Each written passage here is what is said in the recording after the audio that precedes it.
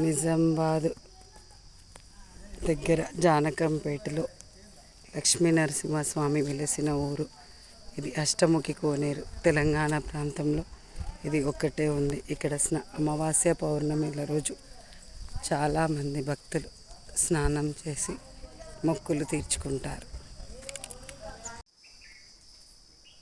అష్టముఖి కోనేరు జానకంపేట నరసింహస్వామి అష్టముఖి కోనేరులో స్నానం ఆచరిస్తే చాలా పుణ్యప్రదం అండి. అమావాస్య రోజుల్లో చాలామంది వస్తారు, పౌర్ణిమ రోజుల్లో చాలామంది వస్తారండి. ఇది నిజామాబాద్ డిస్టిక్లో ఉందండి.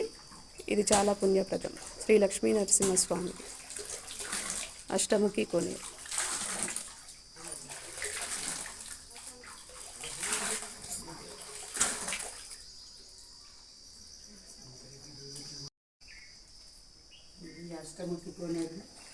జానకంపేట నరసింహస్వామి అష్టముఖి కోనేరులో స్నానం ఆచరిస్తే చాలా పుణ్యప్రదం అండి. అమావాస్య రోజుల్లో చాలామంది వస్తారు, పౌర్ణిమ రోజుల్లో చాలామంది వస్తారండి. ఇది నిజామాబాద్ డిస్టిక్లో ఉందండి. ఇది చాలా పుణ్యప్రదం. శ్రీ లక్ష్మీ నరసింహస్వామి అష్టముఖి కోనేరు.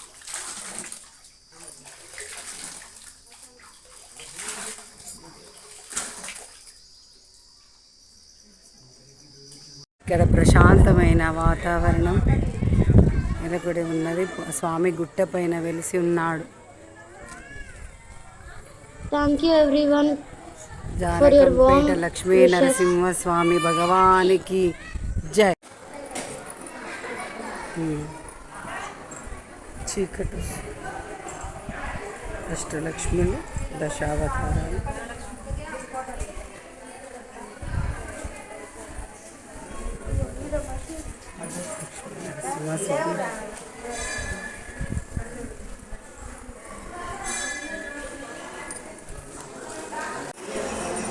ఇక్కడ వామనావతారం విగ్రహ రూపంలో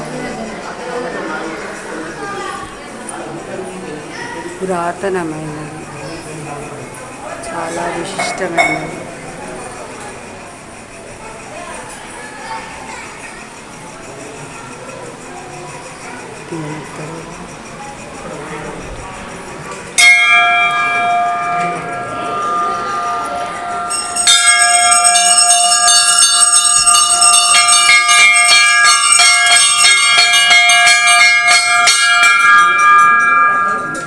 నమస్కారం చేసుకోండి.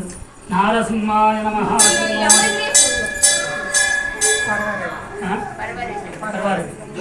అమ్మ ఫోటోలు తీయద్దమ్మా. నారసింహాయ నమః, సింహాయ నమః, దివ్య సింహాయ నమః, విజయాయ నమః.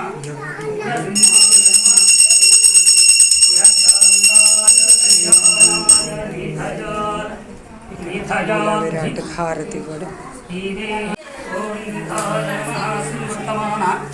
గోత్రం చెప్పండి. భ్రమరకుల గోత్రం.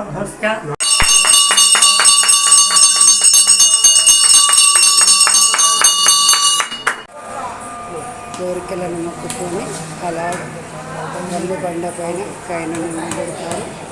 స్వామి తీర్చుతాడని నమ్మకం తప్పకుండా. కోరికలను తీర్చి కొంగు బంగారం ఇస్తాడని. శ్రీ లక్ష్మీ నరసింహస్వామికి భగవానికి జై. పురాతనమైన స్తంభాలు, చాలా పురాతనమైనది, చాలా విశిష్టమైన దేవాలయము జానకంపేట శ్రీ లక్ష్మీ నరసింహస్వామి దేవాలయం. అష్టముఖి కోనేటితో ఉన్న స్వామి. ఇక్కడ ప్రశాంతమైన వాతావరణం నెలకొడి ఉన్నది. స్వామి గుట్ట పైన వెలిసి ఉన్నాడు. జానకంపేట లక్ష్మీ నరసింహస్వామి భగవానికి